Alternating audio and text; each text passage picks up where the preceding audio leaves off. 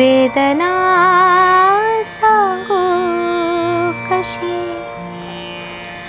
एकटी मी पावसाची, एकटी मी पावसाची, रातही काढू कशी,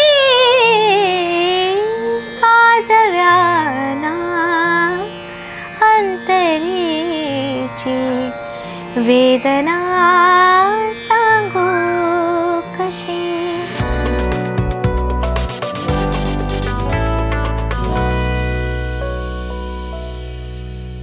एक लहानपणापासूनच घरात संगीताचं वातावरण होतं आणि नुसतं संगीताचं नव्हतं तर एक साहित्यिकांचीही रेलचेल आमच्या घरी असायची. म्हणजे वपू काळे किंवा निळू फुले, म्हणजे सामाजिक, नुसतं साहित्यिक नाही तर सामाजिकही होतं त्याचबरोबर. निळू फुले आजोबा, त्याच्यानंतर वपू काळे, पु ल देशपांडे, हे सगळ्यांची बाबांचं इतकं घट्ट नातं होतं. कारण माझ्या बाबांचं वाचन इतकं अफाट आहे की ही सगळी माणसं, त्याच्याच बरोबर त्यांचं गाणं, त्यांचे रिहर्सल, त्यांचा रियाज, त्यांचे कॉन्सर्ट्स आले की घरात मैफिलींचं एक कसं होणार आहे मैफिल, काय करायचं, एक विषय, हे इतकं चालायचं की लहानपणापासून ते मी बघत आले होते. पण माझ्या आई-बाबांचा एक आग्रह होता लहानपणापासून की तुला जे हवं ते कर. म्हणजे मला बहीण-भावंड कोणी नाही, मी एकटीच आहे. तुला जे हवं ते कर आणि त्याला आम्ही सपोर्ट करू. ठीक आहे. तर अगदी लहानपणी मी गायचे. म्हणजे मी पहिली मैफिल माझ्या वयाच्या 2.5व्या वर्षी केली. म्हणजे 2.5 वर्षाचीच होते मी आणि बाबांचीच गझल गायली होती. बाबांनीच कंपोज केलेली. नज्म गायले होते, गझल नाही. तर अशी माझी गाण्याची सुरुवात झाली. पण तो एक मधला जो काळ होता, की ज्याच्यात रियाज किंवा एक त्या अनुषंगाने रियाज करून घेणं किंवा एक परफॉर्मन्सच्या दृष्टिकोनातनं रियाज करणं, असं काही नव्हतं माझ्या आयुष्यात. म्हणजे मी एक अकॅडमिक मध्ये होते. मग त्याच्यानंतर मला एक एम-बी-ए करायचं होतं आणि म्हणजे एच-आर एम-बी-ए करायचं होतं आणि सायकॉलॉजीमध्ये मला मास्टर्स करायचं होतं. त्याच्यामुळे मी बी-ए वगैरे माझं झालं रुईया कॉलेजमधून आणि त्याच्यात असं झालं की मास्टर्स करताना म्हणजे मास्टर्सला मला ॲडमिशन मिळाली. त्यांनी म्हटलं की ठीक आहे, ऑडिशन बेसिसवर आपण तुम्हाला ॲडमिशन देऊ शकतो. तर तुम्ही फॉर्म वगैरे भरा वगैरे. तर म्हणजे ती एम-एची मला जेव्हा ॲडमिशन मिळालं गाण्यात, ती एम-एची 2 वर्ष इतकी आनंदी गेली, की तेवढी आनंदी मी खरंच गेल्या इतक्या वर्षात होते का, हा मला खूप मोठा प्रश्न पडतो. तर अशी मी गाण्यात आले किंवा त्या गाण्याने मला त्याच्याकडे स्वतःच खेचून नेलं खरं तर. आणि असा माझा तो गाण्याचा प्रवास नाही म्हणणार, त्या गाण्याच्या एका नावेत मी उतरले. आता एक नाव माझी चालली आहे. दुसऱ्या नावेत मी प्रवेश केला म्हणजे मी मास्टर्स नंतर पेट दिली आणि मग मी पी-एच-डी केली. असं माझा तो एक त्या काय म्हणतात गाण्याला आपण एक अथांग महासागर म्हणतो. तर तसं त्या महासागरात माझं चालणं, बागडणं, विहरणं सुरू आहे. तर तसा प्रयत्न करते आहे.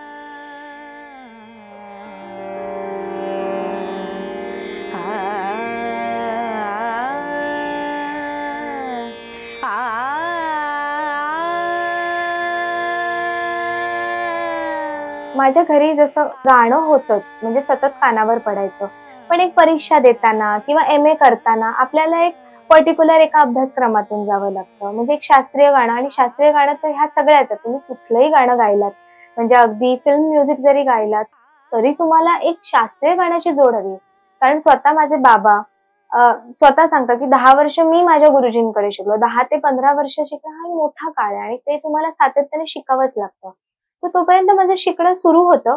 पण एम-एला मला असं झालं की खूपच छान म्हणजे मला काही येत नव्हतं. पण मला एक शिकण्यामध्ये मला इतकी ती गोडी लागली आणि मला माझ्या गुरुजी तिथे भेटल्या म्हणजे सापडल्या त्या मला. एक अपूर्वाताई गोखले, ग्वाल्हेर घराण्याच्या गायिका आहेत. तर मी त्यांच्याकडे एक माझी ती एक सुरुवात झाली त्या गाण्याची. म्हणजे सुरुवातीला मी प्रियाताई म्हणून आहेत, प्रिया आठले. त्यांच्याकडे मी एक शिकतच होते. पण त्याच्यानंतर एक खरी माझ्या गाण्याला सुरुवात घराणेदार गायकी जी घरंदाज, ती मला त्यांच्याकडनं मिळाली आणि 5 ते 6 वर्ष मी त्यांच्याकडे तालीम घेतली. आणि मग त्याच्यानंतर मला त्याच वाटेत अर्चनाताई कान्हेरे भेटल्या. किराणा घराण्याच्या गायिका. त्यांच्याकडनं मला किराणा घराण्याचे एक छोट्या-छोट्या गोष्टी कळत गेल्या, की रागाची मांडणी, स्वराचा विस्तार. कारण कारण त्यांना माणिक वर्मांचा एक मोठा एक काय म्हणतात त्यांच्याकडनं त्यांना तालीम मिळाली होती, एक 15-20 वर्षाची. त्याच्यामुळे ते एक मला मिळालं आणि त्याचबरोबर आता मी शुभा जोशी ज्या शोभाताई गुरुजींच्या शिष्या आहेत, अगदी शिष्या, ताईंकडे मी शिकते आहे. म्हणजे ठुमरीचं एक मार्गदर्शन घेते आहे. ठुमरी, गझल एक कशी गावी किंवा ठुमरीचं एक एकूण कसं काय गायकी असावी हे सगळं मी ताईंकडून शिकते आहे. तर अशी माझी एक उशिरा का होईना, पण एक चांगल्या गुरूंकडे माझी आणि चांगल्या लोकांकडे मला ती तालीम मिळत गेली आणि अजूनही माझी ती सुरू आहे. हसण्याचा खुळा, हसण्याचा खुळा, खुळा प्रयास नको. आसवाना उगाच त्रास नको. हसण्याचा खुळा प्रयास नको. प्रयास नको. प्रयास नको. हसण्याचा. आमची ओळख एका गाण्याच्या कार्यक्रमात झाली. त्यांचा एके ठिकाणी कार्यक्रम होता आणि रमाकांत वयाने तेव्हा लहानच होता आणि मी पण कॉलेजमध्ये होते, एम.एच्या सेकंड इयरला होते.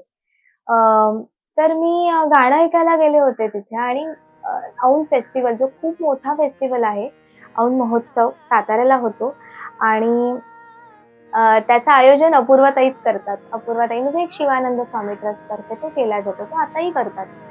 तर तेव्हा एक नवोदित गायक म्हणून त्यालाही बोलवलं होतं आणि तशी आमची तिथे त्या कार्यक्रमात ओळख झाली आणि मग ओळखीचं रूपांतर असं मैत्रीत झालं आणि मैत्रीचं प्रेमात आणि मग पुढचं तर तुम्हाला माहिती आहे.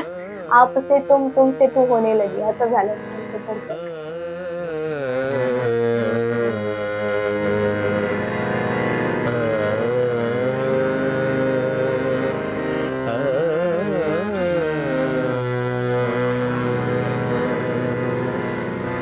कळले न पापण्यांना,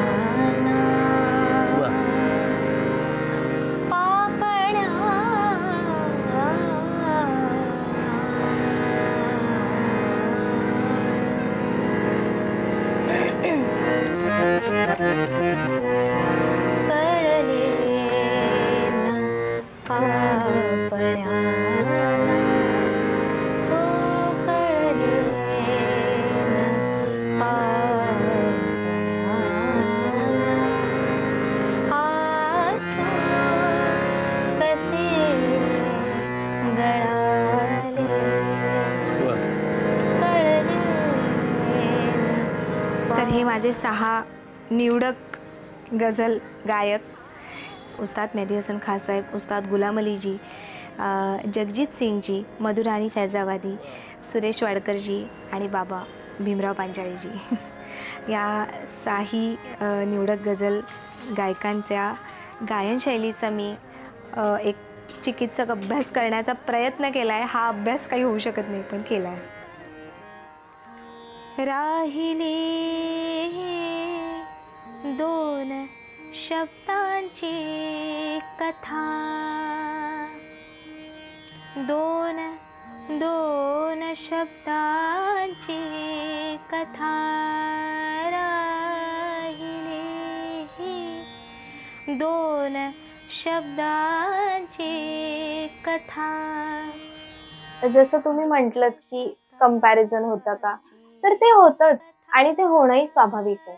कारण ते मला बाबांनी समजवलंच होतं की लोक म्हणणार किंवा तू काही बोलल्यावर तुझ्यावर टीकाही होणार, ह्याच्यासाठी तू तयार राहा. कारण हे होणारच आहे तुझ्या आयुष्यात. ही फेज तुझ्या आयुष्यात येणारच आहे. इव्हन मला रमाकांत सर पण सतत सांगतात की तुझ्या पुढे खूप मोठं काय म्हणतात, एक एवढं मोठं काही करून ठेवलंय बाबांनी की तुला ते पुढे न्यायचंय. एवढं लक्षात ठेव. जर तू तो विचार करत राहिलीस की मी कसं करू, किंवा हे मला जमेल का, किंवा ह्याचा जर तू बर्डन घेत राहिलीस, तर कदाचित तू ही गोष्ट पेलवू शकणार नाही. पण तू ही एक पेलवतेस ही गोष्ट, ही खूप चांगली गोष्ट आहे आणि ती पेलव, आम्ही तुझ्या सोबत आहोत. फक्त ते ह्याच्यातनं तू तुझा मार्ग काढ. लोक बोलणारच आहेत, अप्रिसिएशन होणार आहे, तुझं कौतुक तर खूप भरभरून होणार आहे. पण जेव्हा लोक तुला सल्ले देतात ते नक्की ऐक. त्याला घे आणि तुला जे वाटतं ते त्याच्यात ऍड करून नक्की पुढे जा. हे मला नेहमी सतत सांगतात. आणि रमाकांत सरांचं तर म्हणजे काय मस्त की हे वाढून ठेवलंय तुझ्या समोर, हे तुला पुढे न्यायचं, एवढं डोक्यात ठेव. हे एक असतं.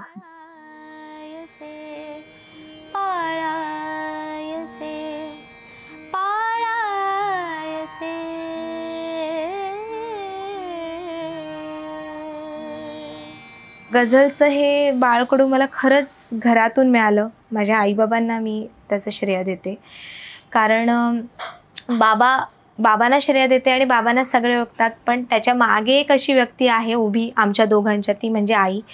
कारण बाबांचं जरी क्लासिकल बाबा शिकत होते, बाबांनी त्यांचे शास्त्रीय संगीताचे धडे घेतले आणि त्यानंतर त्यांचं गझलेकडचं वाटचाल वगैरे हे सगळं असलं तरीही आई माझ्या आईला एक शास्त्रीय संगीताचा काय म्हणतात, तिलाही एक गुरु तसे लाभले. त्याच्यानंतर तिचीही तालीम झाली, प्रॉपर बैठकीची तालीम तिची करून घेतली तिच्या गुरूंनी. त्याच्यामुळे ते जे संस्कार आहेत की वेगवेगळ्या कार्यक्रमांना घेऊन जाणं, नुसतं गझलांच्याच नाही तर क्लासिकलच्या, भजनांच्या, याच्या त्याच्या वेगवेगळ्या, जसे ती स्टेट बँकेत होती तर तिला वेगवेगळे पासेस मिळायचे. तर मला अगदी माझा खाऊचा डबा सोबत घ्यायची, तिलाही ऐकायचं असायचं, तिच्याबरोबर मीही ऐकायचे. मला खाऊचा डबा हातात द्यायची आणि ती मला तेव्हापासून त्या किशोरीताई आमोणकर म्हणा, अश्विनीताई भिडे, प्रभा अत्रेजी, भीमसेन जोशी, वेगवेगळ्या लोकांना तिने मला ऐकवलं. त्यामुळे हे कुठेतरी माझं रुजलं गेलं. त्यामुळे आईचा खूप मोठा वाटा आहे माझ्या याच्यात की तिने मला असं ह्याच्यात जा, हे कर, हे शिकायला जा, हे कर, ते कर, तू करायला पाहिजेस, तू गायला पाहिजेस, हा तिचा काय मट्टाच असतो. त्याच्यामुळे PhD करणं हे बाबांचं जसं स्वप्न होतं तसं आईचं सगळ्यात जास्त होतं की तू केलं पाहिजेस, तू कर, आम्ही आहोत. तर त्याच्यामुळे या सगळ्या प्रवासात तिची खूप मोठी मदत होती. मी जेव्हा इंटरव्ह्यूज घ्यायला जायचे PhDचे तेव्हा ती माझ्यासोबत असायची, कारण बाबांना वेळ नसायचा किंवा बाबांना इतर काही कामं असायची, प्रोग्राम्स असायचे. मी येते, चल आपण जाऊया.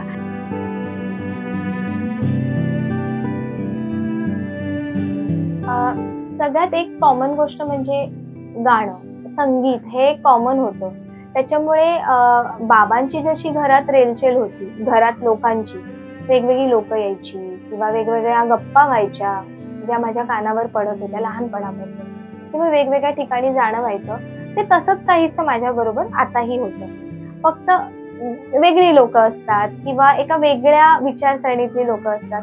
तर लहानपणापासून कदाचित मी खूप आई-बाबांबरोबर फिरल्यामुळे म्हणा, किंवा एक माझं स्वतःचं नेचर खूप सोशल असल्यामुळे मला वेगवेगळ्या लोकांशी कनेक्ट व्हायला खूप आवडतं. आणि म्हणजे मला आवडतं घरात लोक आलेली, घरात आमच्या विद्यार्थी येतात, मला खूप आवडतं. घर असं भरलेलं पाहिजे, आम्ही एकत्र जेवतो, एकत्र काहीतरी बनवतो, तर मला ते सगळं आवडतं. त्याच्यामुळे मला एक वेगळी परंपरा असं काही वाटलं नाही, कारण ते गाणंच होतं जे की तेव्हाही होतं आणि ते आताही माझ्या आयुष्यातही, याचा मला खरं तर आनंद आहे की मी त्याच्यापेक्षा वेगळ्या कुठल्या वातावरणात नाहीये. आणि आता फक्त असं झालंय की तेव्हा मी घरी असायचे किंवा तेव्हा माझ्या डोक्याला वेगळे काही व्याप नव्हते. आता थोडे व्याप म्हणजे बाहेर जावं लागतं, ट्युशन्स असतात, अभ्यास असतो, स्वतःची काही काय म्हणतात स्वतःच एक चिंतन असतं, तर त्यावर थोडंसं एक वेगळं लक्ष द्यावं लागतं आणि घर सांभाळावं लागतं. थोडंसं एक जबाबदारी वाढली आहे.